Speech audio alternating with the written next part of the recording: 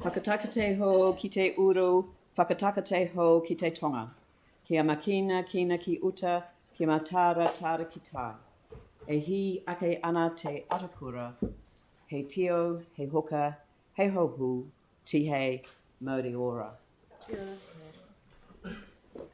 I want to stay standing to take a few minutes just to acknowledge the sad loss and valued contribution of a key member of staff of the Christchurch City Council who died very suddenly last week. Ian Thompson was a senior legal counsel, one of 7 and the longest standing. As such, he played a central role in advising successive mayors, and I reflected on his service with Gary Moore the other day, councillors and staff since joining council in 2003, following private practice in Ashburton and Christchurch. So that's nearly 20 years of service to our city. He displayed not only significant legal expertise, but a sound knowledge of the work of local government and an ability to find solutions to issues, often on the spot or within very tight timeframes. His attendance at council meetings was a reassurance for me in my role as mayor and chair. Ian truly understood local government well and was able to instantly recall chapter and verse of our standing orders and the Local Government Act 2002 at a moment's notice. He was our trusted advisor in council, often working closely with individual councillors as well as council as a whole. He embodied a long-standing commitment to the concept and practice of public service. It is fitting that we make this acknowledgement in the council chamber, as this was where he exercised his commitment frequently. He loved his job, and it showed in his enthusiasm and dedication to whatever legal or other issues came his way and to the relationships he built with many of us. Ian was the consummate gentleman, courteous, kind, and generous with his time. He was truly valued by staff and councillors alike. Ian stretched the boundaries of the archetypal organisational lawyer. He was a very talented singer and chorister, and all of us will remember him as part of the council choir fundraising for charity every single Christmas. Ian, our thoughts are with Ian's wife Gail and their daughters Rachel and Catherine, to whom he was devoted. Their loss is immense, such as is ours. For me, I actually literally can't imagine not having Ian here. Just to see him made me smile, and this place won't be the same without him. His was a life well lived, and may he rest in peace. I invite you all to stand with me in a minute's silence, an acknowledgement of Ian and the outstanding contribution he made to the council and to our city.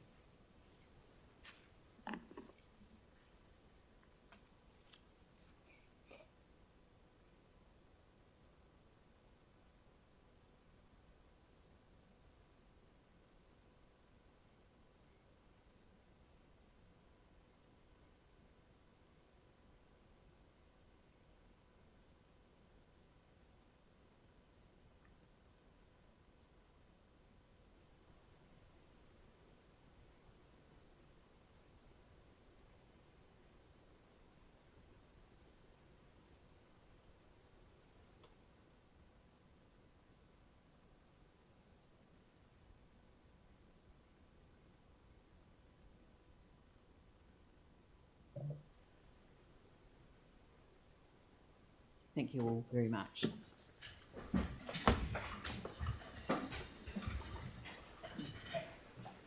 I have no apologies for the meeting today. We have 3 councillors zooming in, Mike Davidson, Catherine Chu and James Goff. There are no declarations of interest, public participation. There are no public forums or deputations by appointment today. No presentation of petitions. So moving to supplementary report, I'd like to move the Mayor's monthly report be added to the agenda and considered at this meeting. Sam McDonald seconds. I'll put that motion. All those in favour say aye. Those opposed say no. That is carried. council minutes. Would someone like to move the adoption of the council minutes? Tim Scandrett, seconded Pauline Cotter. I'll put that motion. All those in favour say aye. Those opposed say no. That is carried. We've withdrawn item 6 from the agenda, dealt with it on another occasion. The draft submission on transforming recycling discussion document, and I'd like to invite Rowan Latham, contractor and contract and project lead, and to the table. Thank you.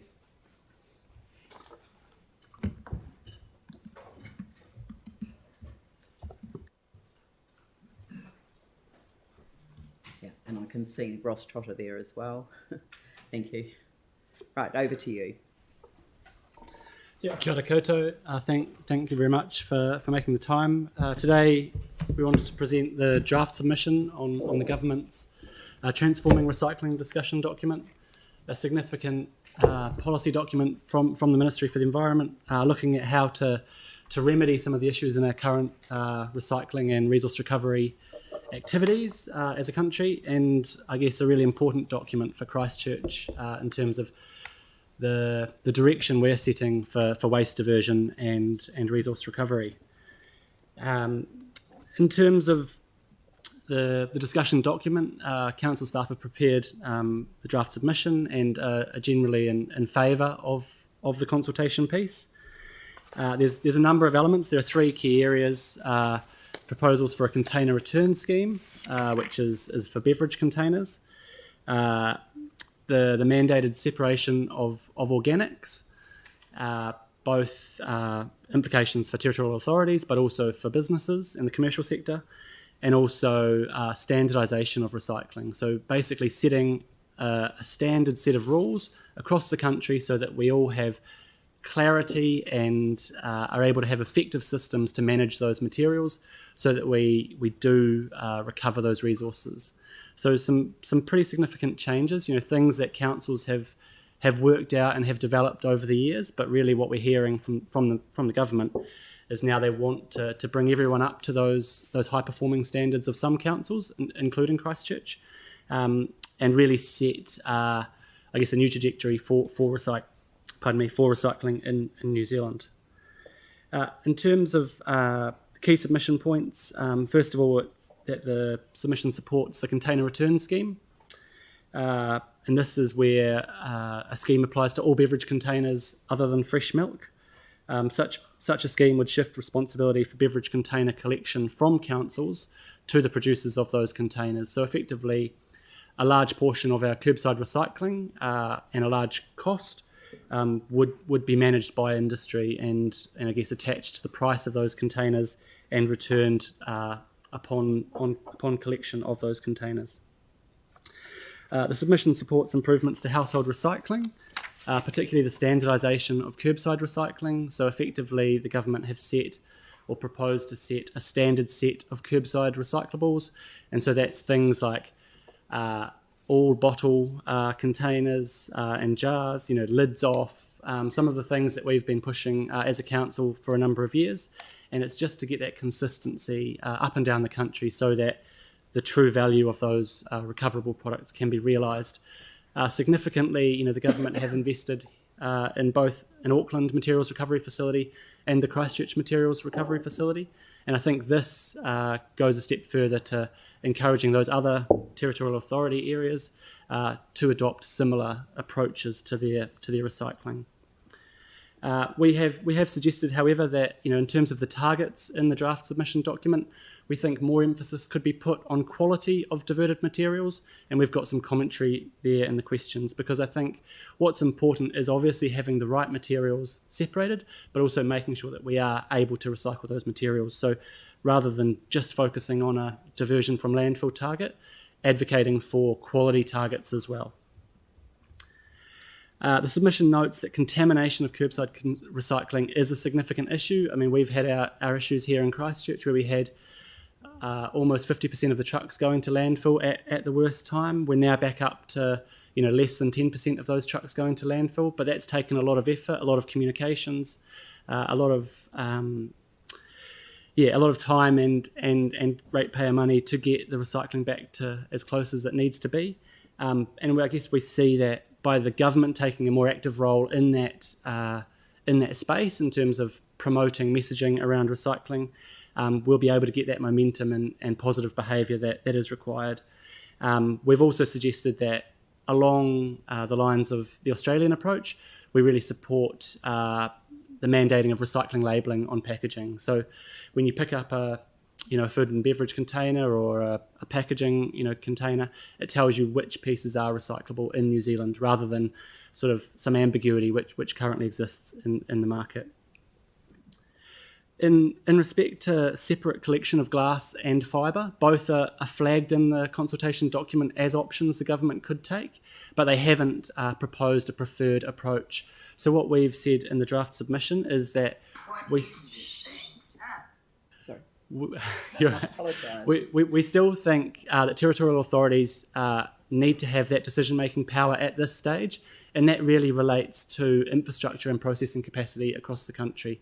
We could mandate a separate collection of glass or fibre, but would that be the best outcome, with our processing infrastructure and capacity within New Zealand at this point, or do instead we make those decisions on a commercial and, I guess, a value for money basis? So we've said that until the infrastructure exists, councils still need that decision-making power, but that is detailed in the discussion document.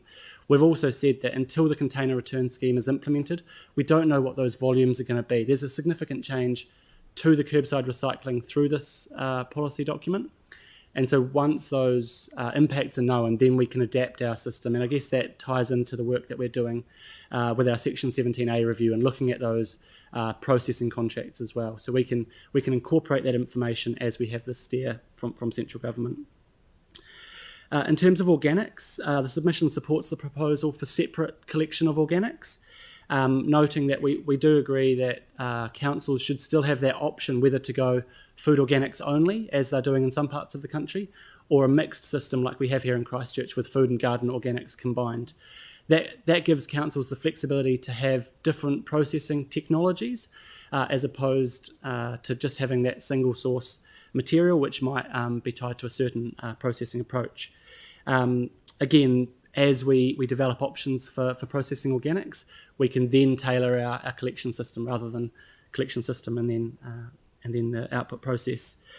In terms of the commercial sector, the submission also supports the proposal to phase in separate food organics collections for the commercial sector, noting that all parts of society have a role to play in the diversion of waste from landfill, and it will set really good drivers in the market to actually get that diversion activity happening, as opposed to it just being something that councils have responsibility for.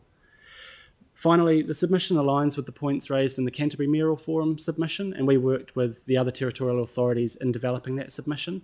And I think as a region, it speaks to the cohesiveness of our approach in Canterbury, and also the fact that we're all kind of heading in the same direction, have the same goals and agenda in terms of diversion from landfill. Happy to take any questions, but that's probably it for a quick summary. I do apologise for the intervention because I was looking for the name of a movie which I watched a while ago, and it was such a good movie because it started off with the description of this wonderful product that had been created, plastic, and what an amazing product it was, how it was going to make life easier and more simple, and then it shifted into the massive piles of rubbish and completely indisposable, the damage to the oceans and all of the downsides that of course were never imagined at the beginning of it. And I'm old enough, of course, to remember to put the milk bottles out before I went to bed. Originally with some tokens in it, and then with some coins and then some tokens. So, I mean, it's just, it's, plus ça change, plus ça même chose, more things change, the more they stay the same.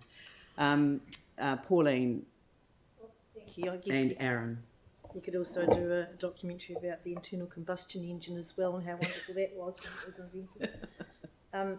But no, my question really is about if green waste goes to a landfill like Cape Valley, because I mean people think tend to sometimes confuse an old dump with what we've got now, technologically constructed, engineered landfills.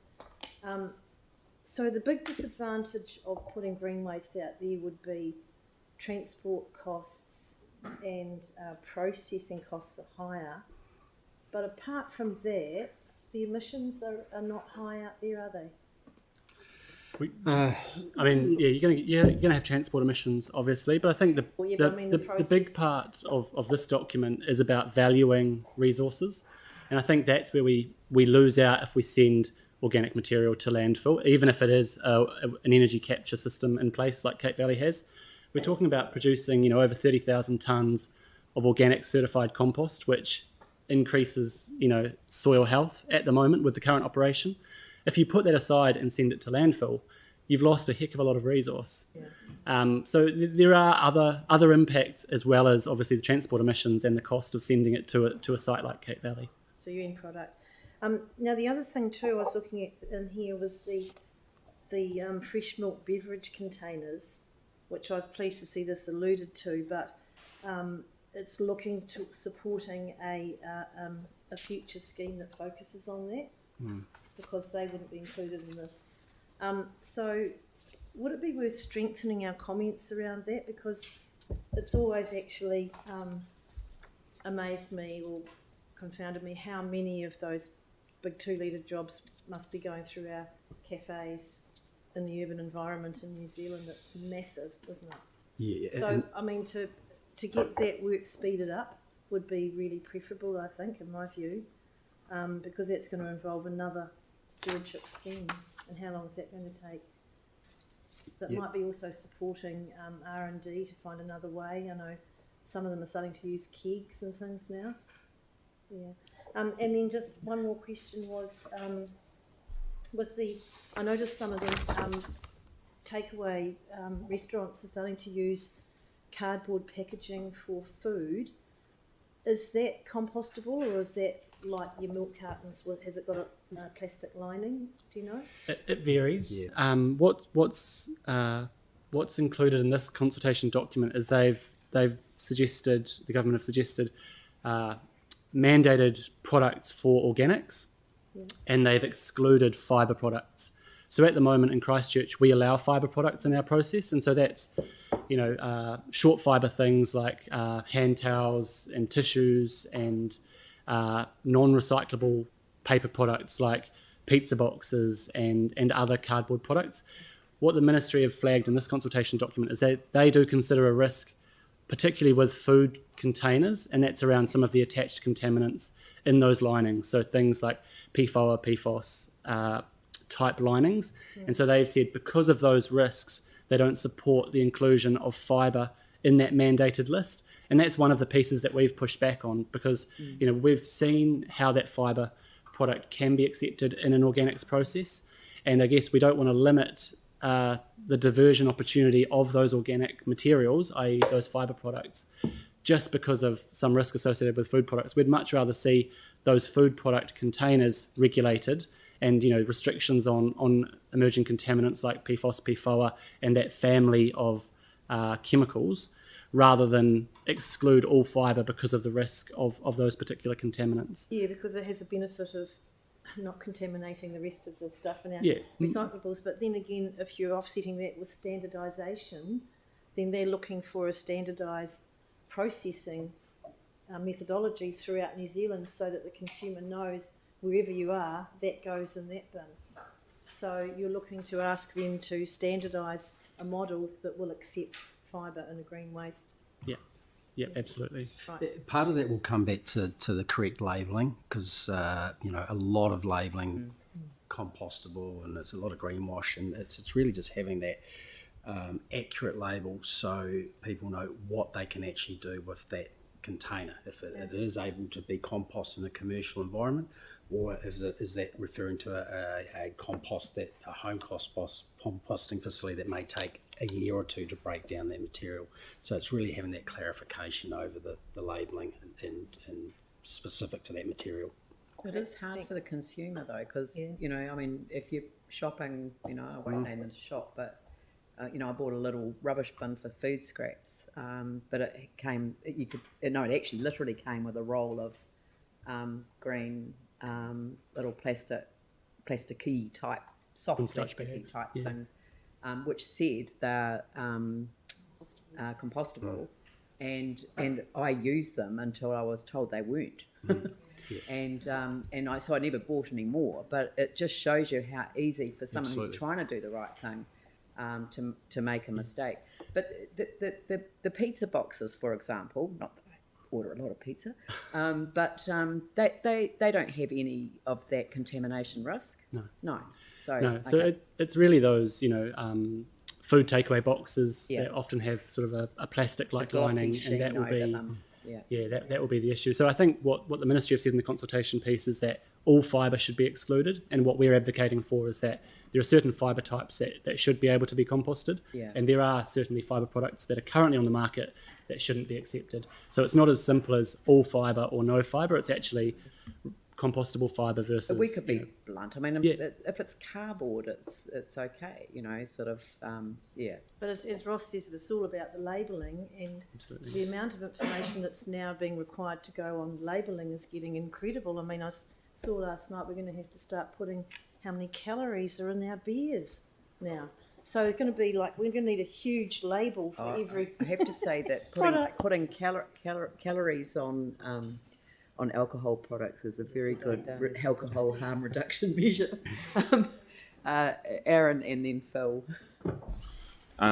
So just a couple of questions. One is, and the first one's quite a simple one, and some people say I'm a simple person because I have sometimes simple solutions, but why do we not have a fourth bin for green waste, which stays at your house? Why do we not? Because a lot of people can't afford to go to Bunnings and spend $50, $100, $300 on a compost bin.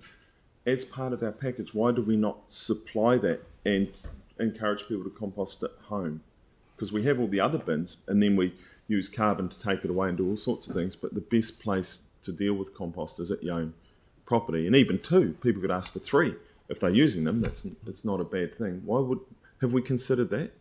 Yeah, look, there has been some work done previously. You might have heard of Bokashi bins and home composting and The what, sorry? Bokashi bins and home composting, and trying to encourage that behaviour. And look, some people do pick up on that. For others, it's the convenience of providing that curbside collection and also having that organic material in there. So it's really to do with the uptake of what the residents and what we're seeing is that the preference is to have that curbside collection with the green waste. And It's the preference? I think Aaron's that's- raising a different point that I haven't heard before, which is that something that, I mean, our buying power surely must be greater than individual consumers. Well, Yeah. Yes. So we've given out recycle bins, composting bins. compost bins. Discounted. But for the consumer, if you live in a flat or even a state house, I'm not sure how many people around the table have lived in one before, but I don't see a lot of compost bins at state houses, and it would be, a lot of them are on quarter-acre sections still. It's a great use, and it's great for the ground. It's just good all round. But when you're on the budget of someone in a state house, going down and buying one, even at a reduced cost, you've got to make a decision on something else. Whereas, So is this included in the submission? Is this an issue we can cover off in the submission, or Is it an issue we can cover off? I haven't seen it. Yeah, that it's been referred to specifically. It's more around the mandating the separation of that material for collection. Yeah, and I'd just add that obviously council has previously promoted those types of approaches. There are a number of approaches around the country that are very successful. So there's one based in Auckland where they have a compost trainer, effectively, who comes to your house and teaches you how to do the composting, and then they list composting sites on a website and a map. And so that's something that we're also doing, is working with those community groups about having community composting hubs. So, both residential composting at home and also community-based composting will form part of the picture. But what we're saying here is in terms of the collection system and I guess the mandate from central government to have an organic system, you still require to have that collection system as well as those waste diversion activities. Absolutely, but if even 3% of households took up a compost bin program in Christchurch, that would make a considerable difference. Yeah, but as long as they knew how to use it. So I'm interested in this. So is there something that we could just simply add a sort of a note that staff will, report back on this issue? And we would, Well, kids learn composting in school, so a great way would be that then 5 in one class might actually go, actually, we don't even have a compost bin at home, and then, cool, we'll give you one. They do. And then, They do teach it at schools. No, you learn at school. Yeah. But then if your parents can't afford to go buy one of the nice bins, then, well, you don't. But Wait, leaving all that aside, I think it would be worth, because that's the first time I've heard that Auckland have an Sounds like Mr. education Tyler. component. I just wouldn't mind if we just simply note, we don't have to resolve that staff will by X date, but just note that staff will do a little bit more investigation into the issue that Councillor Kewen has raised and report back through Pauline's committee.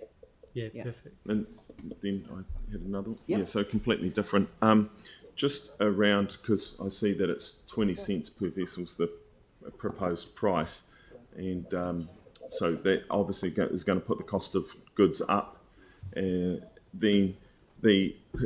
So that makes it more expensive. But the actual environmental outcomes, have we seen evidence on how that works? Because won't people still be putting glass in our recycle bin and therefore contaminating, and then that's still got to be dealt with and so on and so forth?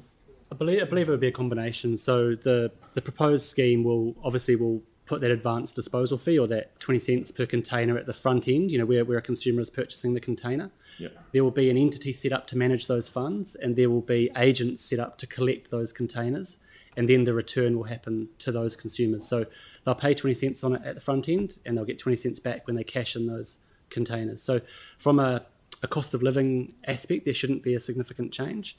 In terms of the processing and who's collecting that material and where it's going, that is yet to be determined by that scheme. So what the government have proposed is that they want to implement the scheme. They now need to develop that scheme. But certainly we would still expect to see some containers in the curbside collection. I mean, we already accept glass jars and other items, that would still come through our curbside collection. But what we're saying is that there's likely to be a significant decrease in beverage containers through this scheme. It won't negate the need for a curbside recycling bin, but it will mean that we have lower volume, so we get greater collection, efficiencies out of that network.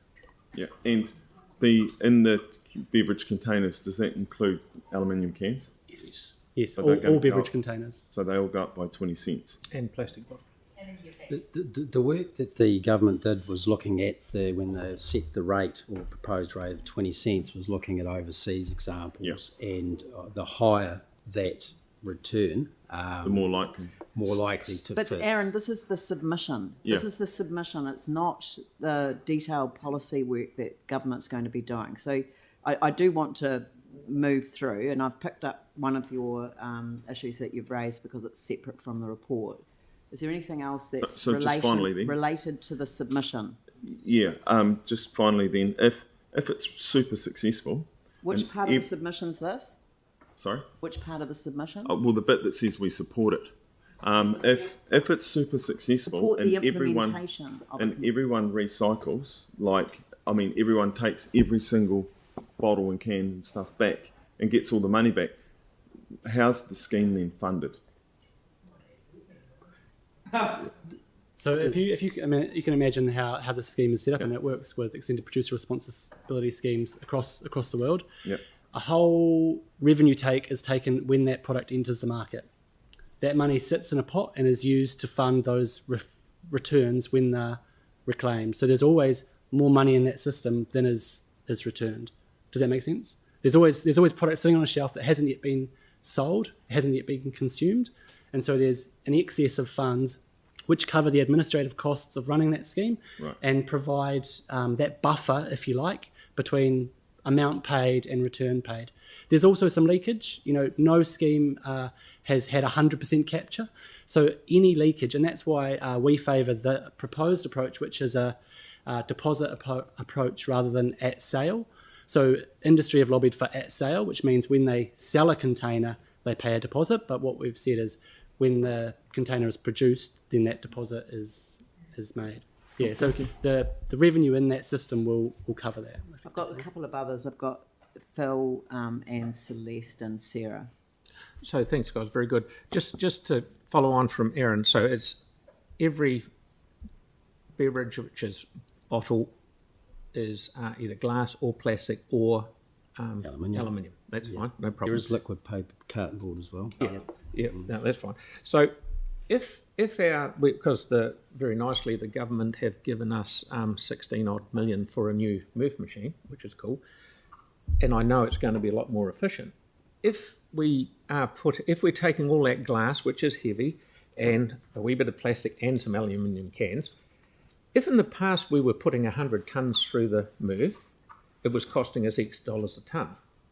If we're putting half the amount through, the MRF's still going to cost the same amount to run. So even though the glass will be taken away, well, I'll pick on glass, if the glass is taken away and it's all sorted and that's good, if we're putting less weight through our MRF, the price will have to go up because it still costs X to run the MRF. You see where I'm coming from?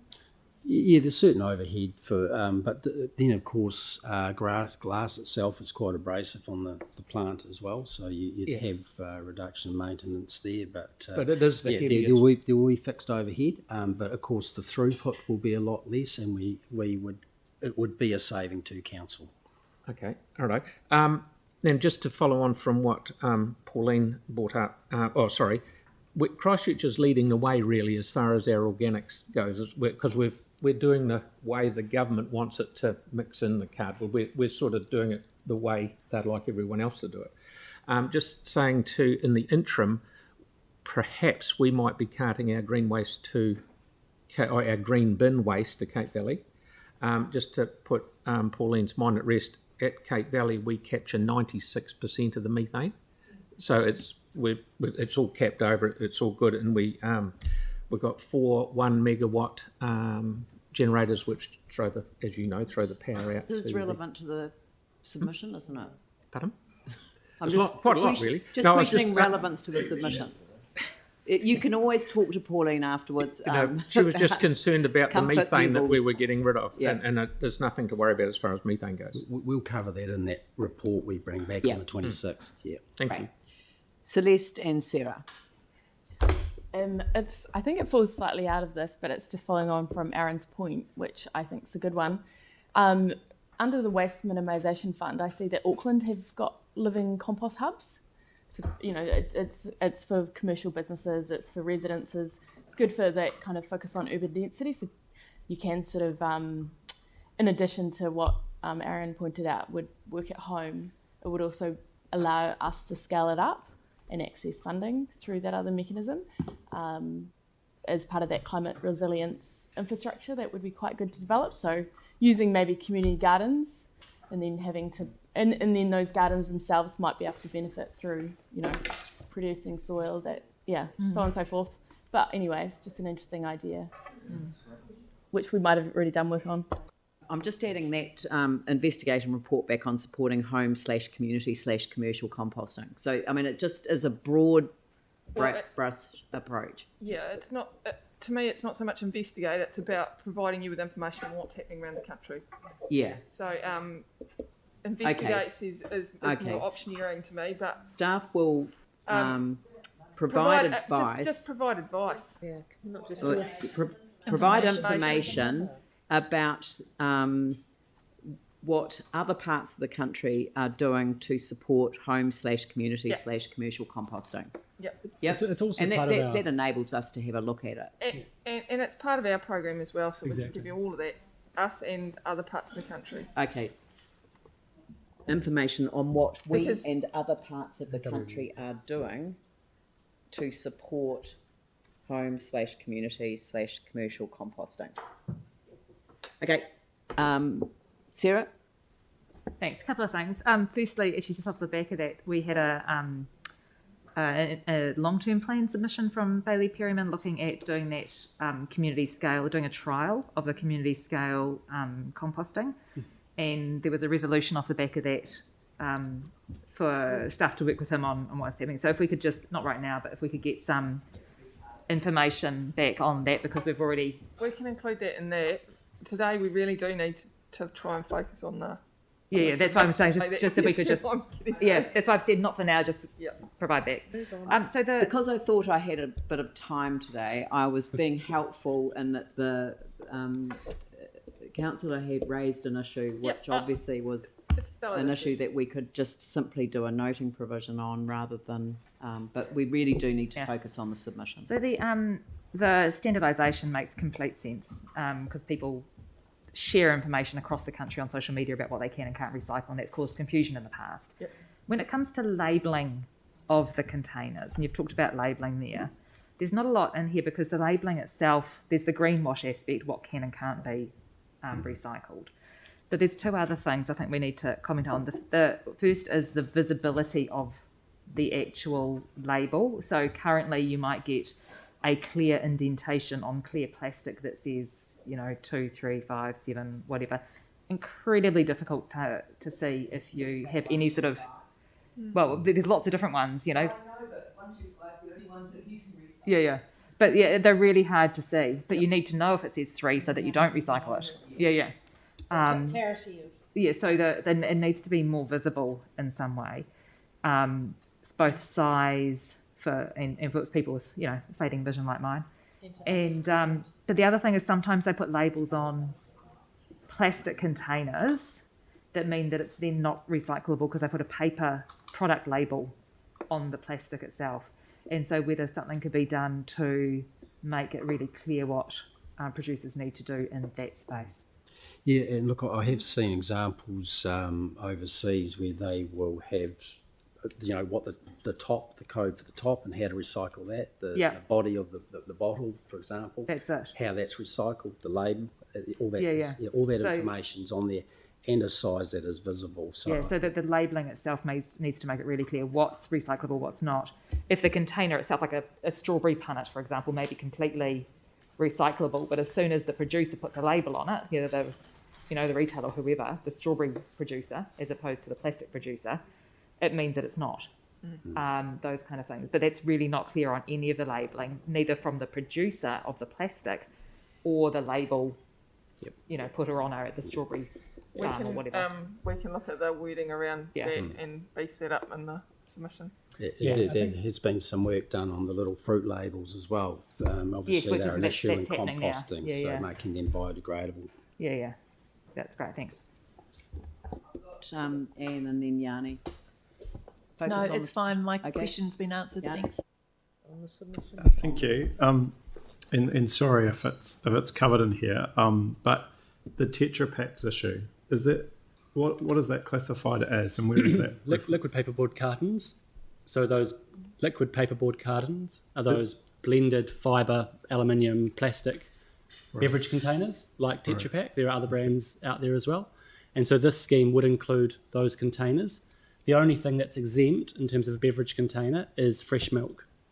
So that means it would pick up almond milk, soy milk, all of those, but and UHT, all of those details. But fresh milk is proposed to be exempt.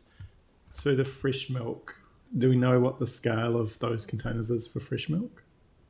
Not off the top of my head, but it is. I believe it's either in the consultation document or in the regulatory impact statement, which associates with this proposal. And why would you, what's the rationale behind excluding fresh milk containers if those other containers are going to be captured? Isn't it the same material? Councillor Cotter sort of mentioned they're looking at a separate scheme around that, but the thing to remember with the HDPE, which is the milk container, is probably the highest value plastic. So there's already a lot of good systems in place for that to be recycled within New Zealand. So there's a high demand for that plastic type.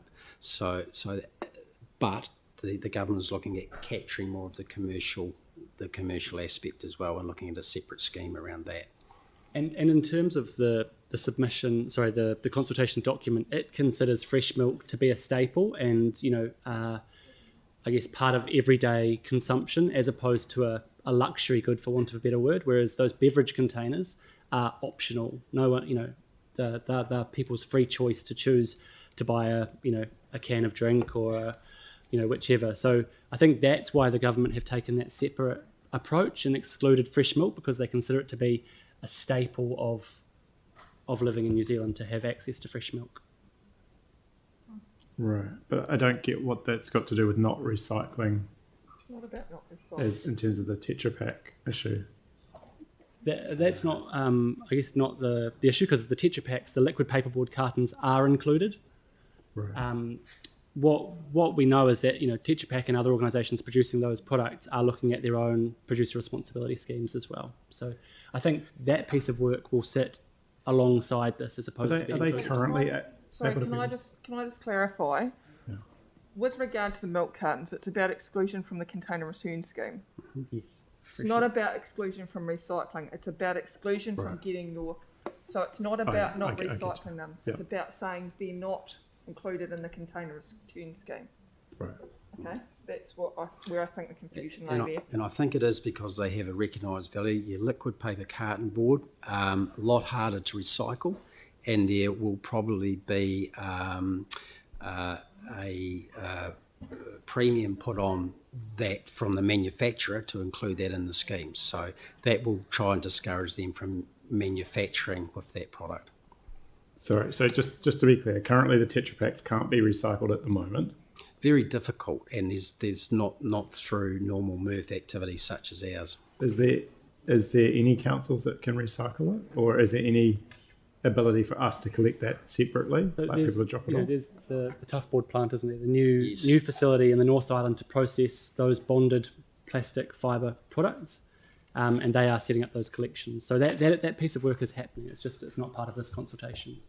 Oh, okay. And again, Should it's we not be separate trying to this, get something in the South Island? But it's separate to this consultation. This We just stick to consultation the is about submission. This is the submission on the, what the government's put out. So on the discussion and that'll document. be part of what we talk about as a council moving forward and how we develop and change our activities into the future. The one additional set of wording that I'm just getting written into this one is the with some additional wording with respect to the quality of labelling. Yeah. So that it's picking up really several points that have been made by councillors. So I think we do need to focus so that people know exactly whether which one it goes to. It's obvious. So should we also be taking the opportunity to, while acknowledging that it's important to go to the organics, talk about government funding? No, can we just stick to the actual submission that's in front of us today? I do. I thought they are talking about organics collection, separation of business food waste, They are. and I guess the point is like. And they're talking about the principle of ensuring that it happens countrywide, and do we support that? Yeah. The next step is going to be how's it all funded and how's it set up and what policy is actually put into place and what infrastructure is in place and how do we do that? And that is aligned as we've been talking about with the conversations that we've been having with you about what we're doing with our organics processing plant. Yeah, no, I get that, and that's not for this document. This document is about the policy that the government's looking to set up for a national policy. Do we agree with having a national policy statement? Do we agree with this approach? Do we agree with the words? We want to add in words about the need to have clarity around labelling into the submission. But here you go. Do you agree councils without existing infrastructure should have until 2030 to deliver food scrap collections? 46. Do you agree councils with access to suitable existing infrastructure should have until 2025? Then 45 goes on. The time process is dependent on whether new processing facilities are needed. Do you agree with a phased approach? Number 44. Do you think councils should play a role in increasing the diversion of household garden waste from landfills? The point I guess I was trying to understand is like, given where we're at, because we've had no nationalisation of what's collectible and the processing and the technology, we've ended up with a whole bunch of different facilities across the country that can do different things. So I would have thought government, if we're moving to the organics type collection, that we should actually want government to be involved around standardisation and access to like regional facilities that do the same thing, rather than everyone going off and doing their own thing independently, which is kind of what we've got, and probably why we've had the kind of call for some of these things to be introduced. That's the point I was making, because I mean you saw. Is after there a COVID. response to what Councillor Johansson? I think the general response is that the document places that mandate into the domain, saying do you agree with a mandate to separate the collection of organics, both at a territorial authority level, and there's those standardised set, and also for commercial organics. And what we're saying in the submission is that yes, we support that, because that will then lead on to all of those things that you're asking for in terms of the required infrastructure, the systems, the consistency, the regional infrastructure that's needed. But to get to that point, we need to have a consistent set of rules so that we've got the demand for that processing and infrastructure and investment. Yeah. So asked and answered. So Anne, I'm interested that nowhere here is there any discussion about the waste from business in terms of packaging and things like that. So is that going to be dealt with in the future? So there's already 6 priority products that have been identified for the government for an extended producer responsibility type approach, and one of those is packaging. So I think those aspects, and there's tyres, there's electronic waste, there's agricultural containers, there's packaging.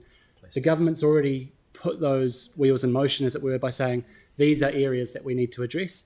What this specific document is addressing is, I guess, the gaps in our recycling system and our organics diversion processes, and it's saying we're going to provide a mandate and clear direction about the expectations on councils and industry on those specific elements, as opposed to some of the other part of the work program around climate change, the emissions reduction plan, and those priority products. thank you. I guess that, I really appreciate all of the work that you've done on bringing this submission to us, and I think we had a workshop on this, and we've really drilled into it, so really appreciated all of the hard work of everyone in that regard. Pauline, would you like to move this? Sarah, would you like to second it? I'll put that motion. All those in favour? What? Sorry, did you want to debate it? The submission that we're going to, the submission on a discussion document. All right, Aaron, lead off the debate. Absolutely. I think it is important to debate, but submissions, we could all just sit around and say, yes, just send in a submission. But if every council in the country, even if they had some concerns about aspects of it, just all said yes, the government would go, great, let's just plough ahead. No questions here, nothing to see here, move on and do it. I mean, there's been plenty of questions around this table, I thought, over this and the way forward. And I'm not 100% convinced that this will deliver the outcomes that we're looking to get. It will deliver some, absolutely, but not all of them. And I'm not seeing enough evidence. I know it's going to put up the cost of living for a number of people. Some will claw that back because they'll spend hours they could spend doing something else, going to collect their bottles and cans and everything else and take them back. But that just becomes a money go round. It doesn't actually solve the problems. For me, organics at source at your home is fantastic, and a lot more growth there would be good. The container stuff, I, like a number of people in our community, thought that when there was going to be a container return scheme, it was going to be recycling and reusing a bottle. Like we once did. That made sense. It certainly works in a cafe. You go in and you use the cup. It gets used 80 odd times, I think is the number that you hear around. So I don't know. It's is this the best way forward? For me, there's still far too many questions, and council should never just put in submissions and all green light them and say everything's great when it could be better. I think it could still be better, and I have not seen any evidence, and we haven't even been shown countries overseas where it's actually done well. In fact, I've been sent a couple of emails from where the opposite's happened and there's needed to be major changes made because it didn't get the outcome it was intended. Because we always seem to forget about human behaviour is the big one we always forget as a council. You can tell people to do something and you can even show them all the reasons why you might do it. Doesn't mean they actually do it. We have to factor that in. So I'm not 100% thrilled about this, and sorry for debating it when we've got such a heavy day ahead of us. Yanni? Yeah, I mean, I share the concern. I wasn't, I guess, reassured from the workshop and the presentation that we had that a container return scheme will be as beneficial as I think it's being promoted as. I guess the concern that I have is it would be much better, I think, to separate glass at the curbside and get better value through using the existing mechanisms that we have or new ones that are established around our 3-bin or our 4-bin system. I just think that the reality is that a lot of the container return products will not include all the glass, and therefore what do you do with that other glass, and what's the impact that that has on contaminating our existing recycling, etc. So I think for me, like I am concerned about what's being proposed and the implications on what we could do. I know that there's been some studies overseas that have shown, I think in the UK, in Wales, which has kind of said that they think that a good curbside recycling model for glass packaging would deliver 11% more carbon savings than including glass in a DRS. So, I'm just not convinced that this is the right approach. I think the scale of what's established, will have a negative impact on our ability to do our recycling and probably get a worse outcome for the end product. So, I think there's a lot of good stuff in the submission that we've put forward, but I also think that if we're not learning the lesson from what has happened in the past around just leaving it to each council to decide their own thing, without support from central government to standardise what can be collected and recycled, then we just end up in a pickle. And especially when it comes to things like organic processing, I think government does have a role to play around providing support, subsidies to get the facilities put in place if it's going to mandate that councils have to do it. So I don't know why we'd be silent on that, but I appreciate the work that's gone on into the submission, and I think also, I think there's things that we can do locally. Like we could set up a separated glass collection at our current eco sites that people could start changing their behaviour to get better value of the materials that we currently recycle. I think that both Selwyn and Waimak have done it. It's not a big thing to do. Aaron's also raised ideas about local composting as well. So I just think we shouldn't be limited by what government are doing. We should also take the opportunity to do things ourselves. And I know that you've done some really positive things around like battery recycling as well. So I just want to acknowledge that. Thank you. Sorry, I've had Sarah and then Pauline. Oh no, Sarah, I'll come to you at the end. Pauline, I'll come to you at the end because you moved the resolution. Yeah. Thanks. So let's remember what we're talking about here today. It's a council submission on a discussion document. It's not a submission on legislation. And it's really clear that as a council, we're not just greenlighting the discussion document. That's not our role. And it's really clear from our submission that we're not just rubber stamping anything, and that we have feedback and that we would like changes to much of the stuff that's being proposed. We live on a planet with finite resources and we haven't been using them wisely, especially when it comes to those resources where we're mining sand for glass, for example, the organic waste, it needs to go back on the land instead of just into the landfill. And whether that's at scale going to farms or whether that's small in people's backyards, the principle still stands. The proposal from the government makes it clear that greenwashing won't be accepted anymore, and it has been around for a while and it's been really confusing for people. And I think that it's great that clear labelling and standardisation of recycling will make it much easier for us as a nation to get that right. We have a large land area but a small population, and we're isolated from the rest of the world, and so resources that we do have that are imported have a high carbon footprint, and making sure that they are reused, recycled efficiently is really good. What's not in here, because it's not part of the waste minimisation and the product stuff, is refusing. And actually a lot of these initiatives will help people think about actually whether they purchase products in the first place as well, and that will go a long way to reducing the waste, which is really good. I think getting the labelling right so that people can actually see what is recyclable and what is not will be really important. But I think that getting it standardised as a nation is key. Thanks. Thank you. I've got Melanie. Just short. I support the submission. I like what Aaron said about composting. We do it at home, and our local community garden does it too. They offer people can take any sort of food waste, etc., around to get it composted. And I support the container return scheme. I think it's the perfect way to get kids excited about recycling and make some pocket money. So I think this is fantastic. But just before I come to you, Pauline, I'll just say a couple of words. We held a workshop on this on the 12th of April this year, so that's nearly a month ago. Councillors have been really well informed and engaged in this process. They've been given the opportunity to provide feedback to staff so that that could be incorporated in the draft response to the discussion document that we have before us today. Some councillors this morning in the debate or in the questioning have raised issues that are outside the scope of the submission. But rather than rule them out of order, I have allowed that to be discussed with staff in the interests of, transparency and the general interest that councillors have always shown in these issues.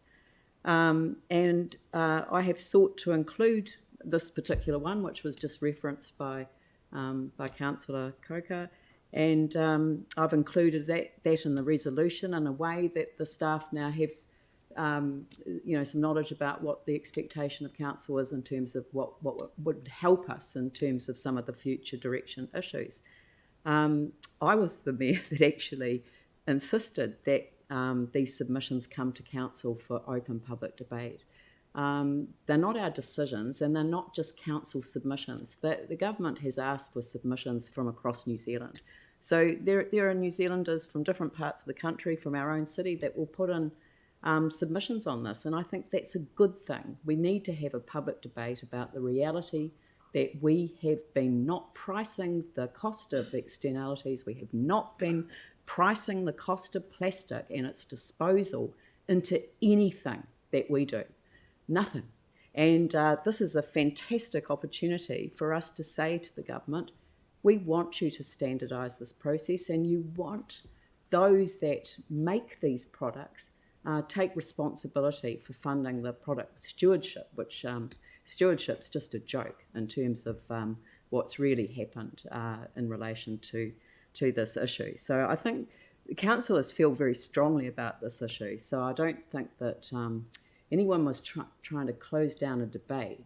I think what we're trying to do is to focus our attention on what we can contribute to a public debate, and also what we can contribute in terms of our own consideration of where we go forward as a council.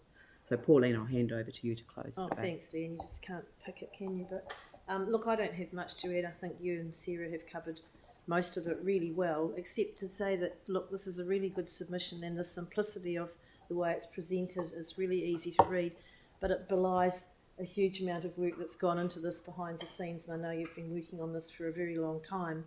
And regarding the container return scheme, we know there's going to be a lot of glass that doesn't qualify to go into that, so we will still have the opportunity, and I believe staff are working on this, to either look at a separated collection or drop-off point for that. So that's not off the table for any council to do that with glass that doesn't qualify for the retainer return scheme.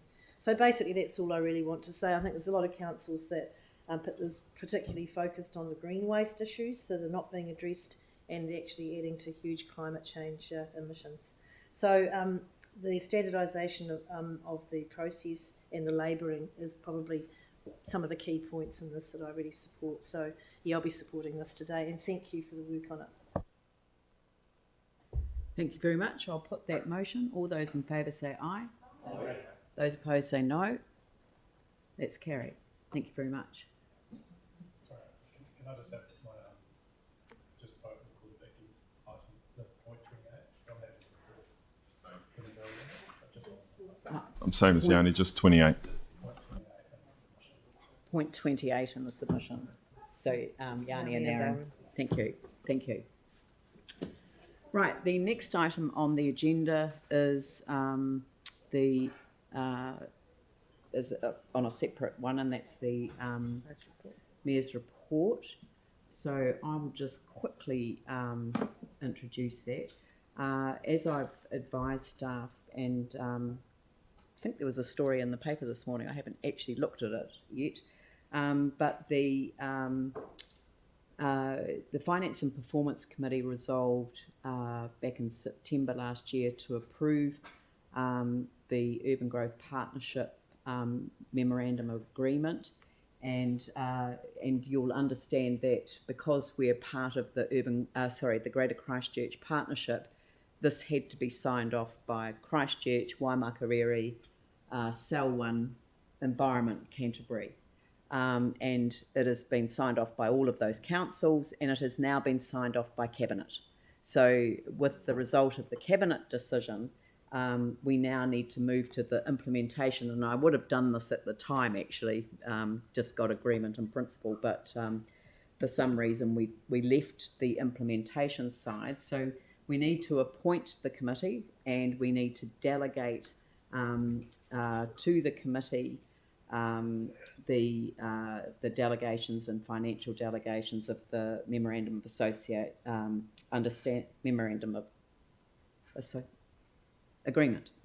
agreement, and we need to and there's an extension to include Kainga Ora as a member of the Chief Executive Advisory Group along with the others, and then appoint the Greater Christchurch Partnership Committee members to this committee, and then to resolve that it's not discharged after the triennial general elections. That enables the new membership of the committee to be reappointed after the election, but it doesn't mean that you have to go through the process of re-establishing it as a committee. And then delegate the authority to adopt a new name. So they're the recommendations that are going to all of the committees. And then there's an additional resolution that's been added to the resolutions today, which is to note the implications of urban growth and population demands on the provision of schools and the wider education network, and work with the Ministry of Education as a matter of priority. So that's picking up some issues that councillors have raised. And then a separate one, which I'll let Yanni refer to specifically. I was at the Transitional Cathedral on Anzac Day and saw one of these poppy bowls, but I'll let him introduce that. And I'll just refer to my report briefly. And it had noted the establishment of the Urban Growth Partnership with Greater Christchurch. I did comment on the ICC Women's World Cup. It was absolutely outstanding. I just felt so proud of the city. I mean, it couldn't have been better weather. The Oval was amazing. Thousands of people turned up, and New Zealand wasn't even in the final. You know, it was just outstanding on every level. Last week I spoke to the Māori Women's Welfare League's annual conference, and I had the opportunity to see an advanced screening of Whina. It's the story of Whina Cooper, and I'm just going to recommend it to everyone. It's a story for our time today, and if there's ever a time that we need to build a bridge between two worlds, I think she offers something pretty special to our country, actually. Or her story does. The government has announced its response to the Three Waters Reforms working group, and I've made a slightly less than positive reference to the so-called Better Off funds, but I have said that I will bring a report to next week's council meeting so that we can have a look at what is being proposed in that regard. And Anzac Day Commemorations, diversity. There was something else that was pretty spectacular. Oh yeah, the bridge hub in South New Brighton. So I don't know if people remember, but we made a grant to them to purchase the building, So I looked it up beforehand, and in my speech I referred to the fact that they had come to the council on the 25th of August 2016, and they had presented, and I talked about what this meant, and I sort of said it was for me a dream come true, and it was, because this is about council supporting communities owning their own future, and it just, to me, it was the culmination of all of the things that had happened in between. And I invited the chair before we even started the ceremony. I invited the chair to come and give us a report back as a council. And when I was sitting on the stage waiting to speak, I thought, I'm just wondering what's the closest date to the 25th of August. And I saw there's a council meeting on the 25th of August. So I was able to say that. And it was kind of like, there was like a moment where it felt like closure. So it was, I'm pretty excited about the fact that they're coming to see us on the 25th of August to present the outcome of a journey that began 6 years ago. Well, actually began back in 2011, really. Right, so I'm happy to move my report. Oh, yeah, okay, yeah. Sorry, just very quickly. Just remind me, the better off funding for this. Can we call it the betterment funding? Because I just find the better off funding so offensive that I won't use it. It's so that nobody is worse off or something. But anyway, my question is, the betterment fund, is that the fund that we've been told, should we take it up, that it can be used on anything?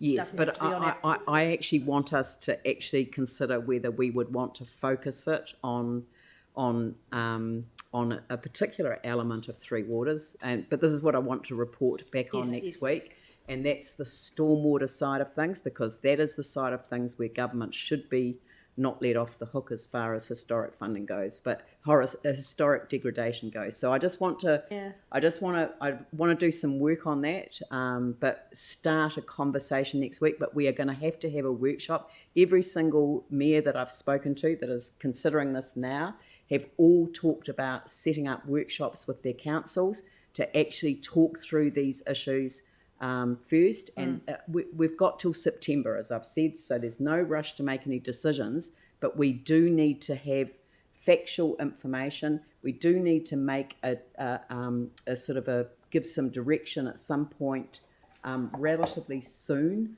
about the type of issue, if we were to apply for the fund, what are the types of issues that we would want to have covered in that. And then finally the final set of applications before it went in. So there's several steps, a lot of water to go under the bridge, that would as be it were. part of our submission to the select committee? No. No? No. The select committee's the bill. So the bill is will be introduced, I'm thinking about June. Yeah. So I said that the government's, so the report next week will have two parts to it. One is the government's response to the Three Waters Reforms Working Group, and the other is the opening of the application process for the betterment funds.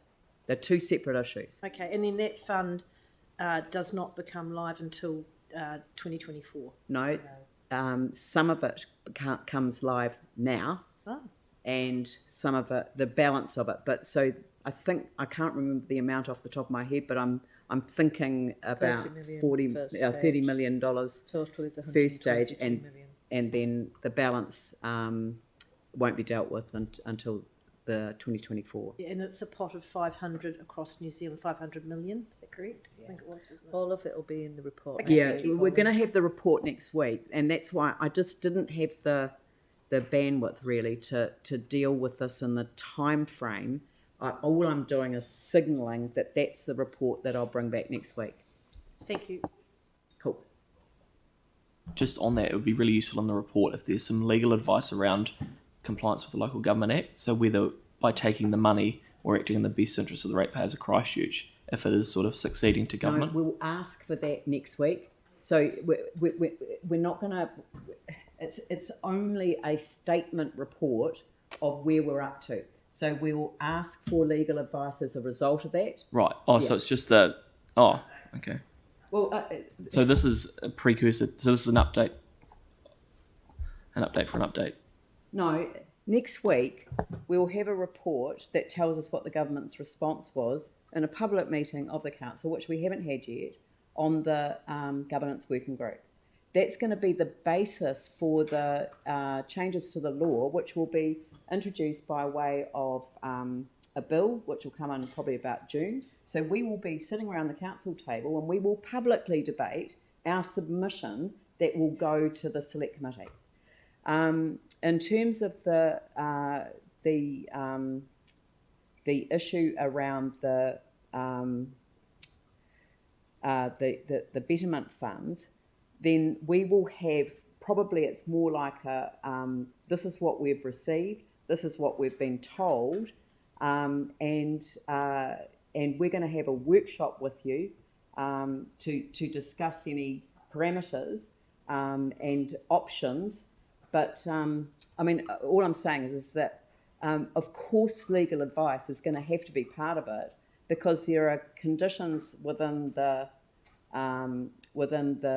agreement that councils would have to sign in making the submission, which I have asked for different advice on. So we will have advice on all elements of the document, but it won't be ready for next week. It's a significant series of steps to go before we would make a decision as to whether we'd apply or not. So can I answer your question this way? Before we make a decision to apply, we will have legal advice to support the legality of our obligations under the Local Government Act.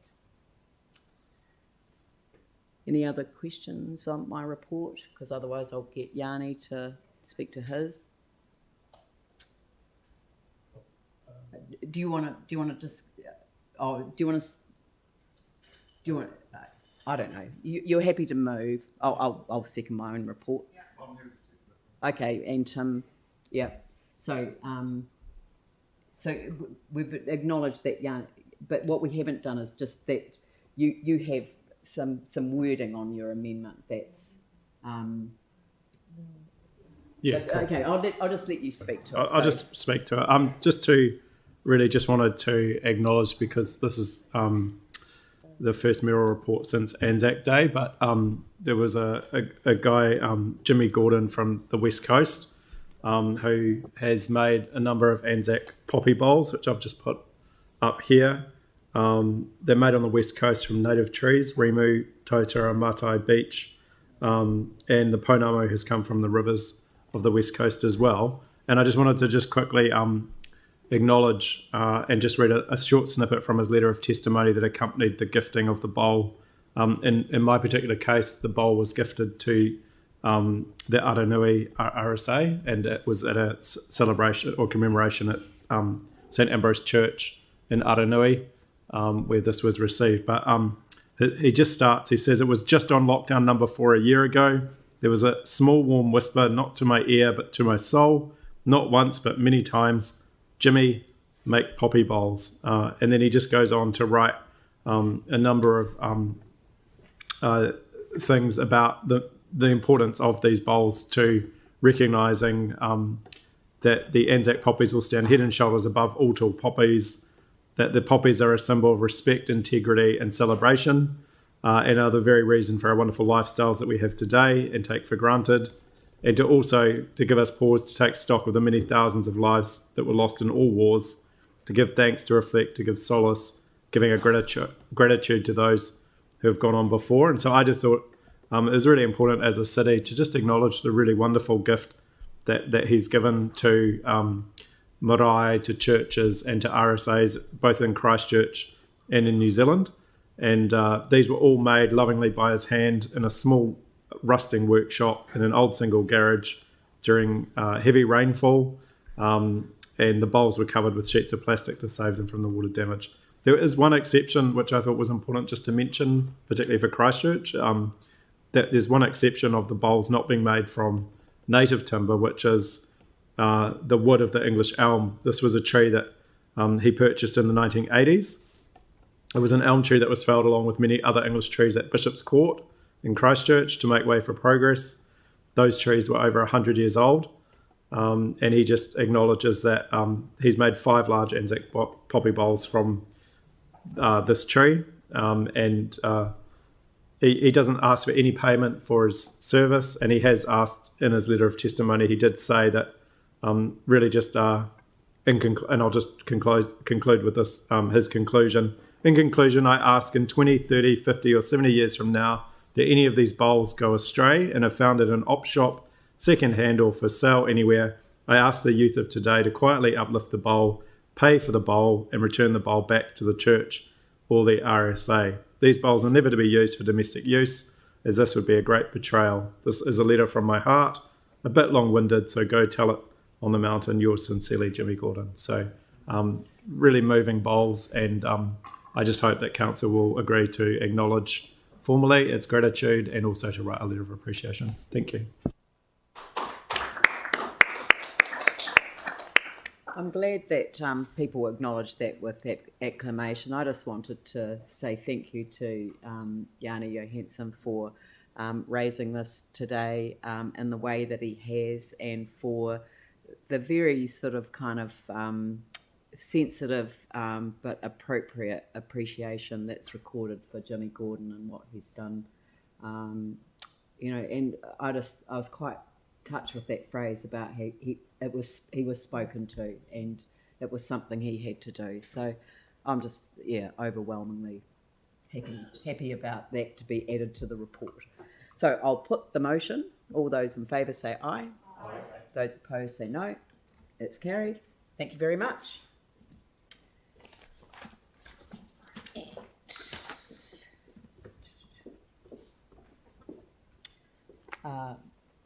Kia whakaerea te tapu, kia wātea ai te ara, kia turuki whakatata ai, kia turuki whakataha ai. Homie hui e, tai ki e. I declare the meeting closed. Thank you.